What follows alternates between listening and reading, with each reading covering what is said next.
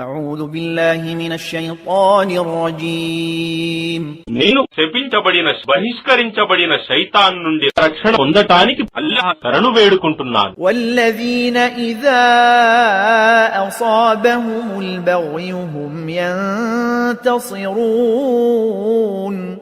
మరియు అలాంటి వారు తమపై దౌర్జన్యం జరిగినప్పుడు దానికి న్యాయ ప్రతీకారం మాత్రమే చేస్తారు. وجزاء سيئة سيئة مثلها فمن عفا وأصلح فأجره على الله إنه لا يحب الظالمين.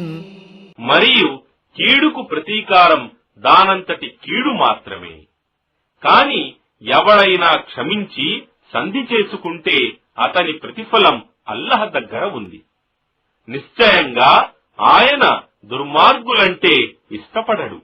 وَلَمَنِ انتصر بعد ظلمه فأولئك ما عليهم من سبيل. కాని ఎవరైనా తమకు అన్యాయం జరిగినప్పుడు దానికి తగినంత న్యాయ ప్రతీకారం మాత్రమే తీసుకుంటే అలాంటి వారు నిందార్హులు కారు. إنما السبيل على الذين يظلمون الناس ويبغون في الأرض بغير الحق أولئك لهم عذاب أليم.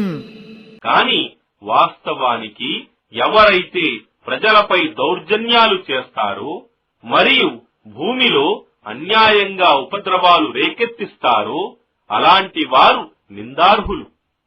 అలాంటి వారికే బాధాకరమైన శిక్ష గలదు.